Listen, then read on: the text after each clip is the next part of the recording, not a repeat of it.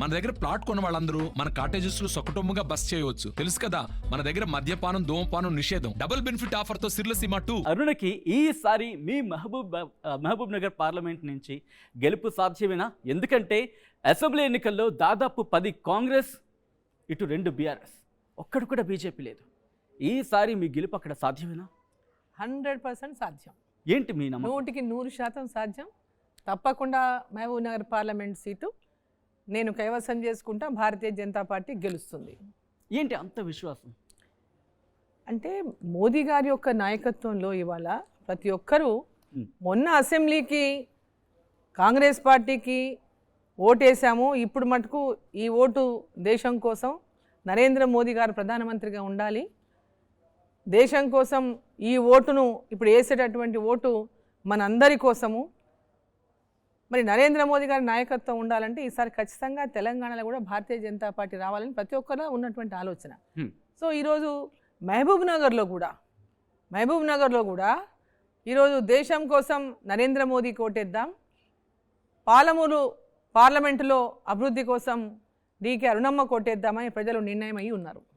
కానీ మొట్టమొదటి ticket, if I'm not wrong, Congress ప్రకటించింది మీ జిల్లా నుంచే, ముఖ్యంగా మీ మహబూబ్ నగర్కి సంబంధించి Vamshichandra Reddy, at the same time Manne Srinivas Reddy. దాదాపు లాస్ట్ టైం రిపీట్ అయిన 3 అభ్యర్థులు మళ్ళీ ఉన్నారు. సో ఈసారి 2 అభ్యర్థులు కూడా మీకు టఫ్ కాంపిటీషన్ కాదా? లాస్ట్ టైం ఉన్న వాళ్ళే కదా, ఇవాళ కొత్త వాళ్ళు ఏం కాదు. వాళ్ళు జిల్లాలో వాళ్ళేంటో తెలుసు, నేనంటో తెలుసు ప్రజలకు అందరికీ. వాళ్ళ గురించి తెలుసు ప్రజలకి, నా గురించి తెలుసు ప్రజలకి. మన్నీ శ్రీనివాసరెడ్డి గారు ఇప్పుడు కూడా ఎంపీగా ఉన్నారు. సో ఇప్పుడు బీఆర్ఎస్ పార్టీ రాష్ట్రంలోనే లేదు. సో బీఆర్ఎస్ పార్టీకి ఓటు వేయడం అనేది మురుకాలువలో వేసినట్టు అనేటటువంటిది ఈరోజు ప్రజలు భావిస్తున్నారు. దానికి ఓటు వేయడం దండగాని భావిస్తూ ఉన్నారు. ఇంకొకటి కాంగ్రెస్ పార్టీ మొన్న అధికారంలోకి వచ్చిందని, అధికారంలోకి వచ్చింది 7 అసెంబ్లీలు కూడా కాంగ్రెస్ పార్టీ గెలిచింది కాబట్టి మేము గెలిచేస్తామనేటటువంటి విధంగా కాంగ్రెస్ పార్టీలో ఉన్నటువంటి ఆలోచన.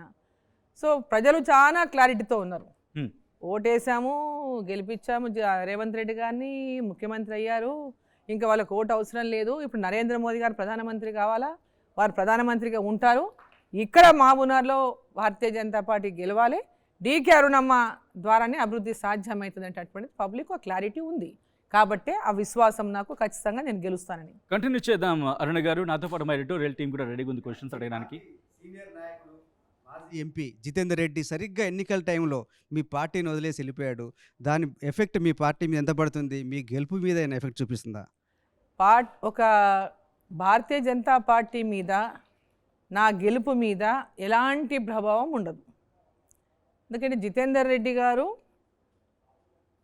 ఈరోజు పార్టీ టికెట్ ఇవ్వలేదని వారు బయటికి వెళ్ళినారు. ప్రజల లోపల చాలా వ్యతిరేకత వచ్చింది అక్కడ, ముఖ్యంగా క్యాడర్లో కానీ, చాలామంది న్యూట్రల్ పీపుల్లో కానీ. మొన్నటిదాకా ఆయన కొడుకు ఇచ్చారు కదా, కొడుకు అసెంబ్లీ ఇచ్చారు కదా, మళ్ళీ ఆయనకే ఇవ్వకపోతే పోవడం ఏంది ఇది అనేది పబ్లిక్లోంచి వస్తున్నటువంటి టాక్ ఇది. సో వారికి భారతీయ జనతా పార్టీ మంచి గుర్తింపు ఇచ్చింది. పోయినసారి కేసీఆర్ గారు ఆయనకు టికెట్ ఇవ్వలేదు. 7 మంది ఎమ్మెల్యేలు వాళ్ళు అప్పుడు అపోజ్ చేస్తారు ఆయన యొక్క అభ్యర్థిత్వాన్ని.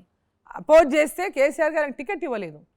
ఆయనకంటే ముందులే నేను అప్పటికే భారతీయ జనతా పార్టీలో నేను చేరున్నా. సో ఆ రోజు నాకు భారతీయ జనతా పార్టీ టికెట్ ఇచ్చిండ్రు. తర్వాత జితేందర్ రెడ్డి గారు పార్టీలో అప్పుడు ఆ టికెట్ ఇవ్వని సందర్భంలో వచ్చి పార్టీలో చేరినారు.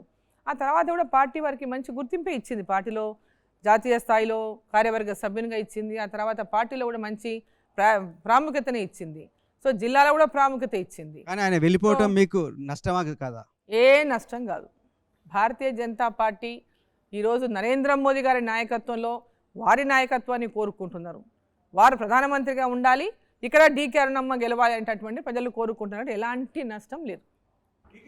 మహబూబ్ నగర్ జిల్లా సీఎం ముఖ్యమంత్రి రేవంత్ రెడ్డి సొంత నియోజకవర్గం. సో మహబూబ్ నగర్కి ఇన్ఛార్జిగా ముఖ్యమంత్రి రేవంత్ రెడ్డి గారు ఉన్నారు. సో కాంగ్రెస్ వ్యూహాలను ఎలా ఎదుర్కోగలరు? కాంగ్రెస్ కొత్త వ్యూహాలు ఏముంటాయి? మాకు తెలియని వ్యూహాలు ఉంటాయా? మా జిల్లాలో ఏ రాజకీయ పార్టీ ఏముంటుందో మాకు తెలుసు కదా. అక్కడ కొత్త వ్యూహం ఏం లేదు. నేను కొత్త దాన్ని కాదు అక్కడికి. నేను రాజకీయాలకు వచ్చే 1996లో వచ్చిన, అంటే దాదాపు 28 ఇయర్స్ నుంచి నేను పాలిటిక్స్లో ఉన్నా, డైరెక్ట్ పాలిటిక్స్లో. నా ఫ్యామిలీ అయితే ఇంకా చాలా ఏళ్ళు, 60 ఏళ్ళు అయింది అనుకుంటే అది వేరే విషయం. నేను డైరెక్ట్గా ఎంట్రీ అయ్యే 24 ఇయర్స్ అయింది, 28 ఇయర్స్ అయింది.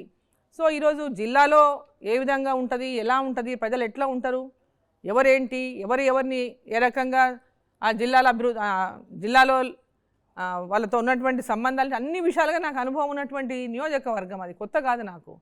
సో జిల్లాలో ఉన్నట్టు 7 నియోజకవర్గాలు కాంగ్రెస్ పార్టీ వాళ్ళు గెలిచినా 7 నియోజకవర్గాల్లో కూడా ఈరోజు ప్రజలు భారతీయ జనతా పార్టీనే గెలిపాలంటటువంటి వాళ్ళు. ముఖ్యమంత్రిగా మేము ఒకసారి ఓటు వేసాం, ముఖ్యమంత్రి కొడంగల్ నుంచి రేవంత్ రెడ్డి గారిని గెలిపించారు. ఇప్పుడు రేవంత్ రెడ్డి గారు ముఖ్యమంత్రి అయ్యిండ్రు. సో ఈ ఓటు పార్లమెంట్ ఓటు బీజేపీకి అని అసెంబ్లీ ఎన్నికలప్పుడే డిసైడ్ అయ్యారు చాలా వరకు. ఇప్పుడు ఇంకా పూర్తి స్థాయిలో డిసైడ్ అయ్యారు.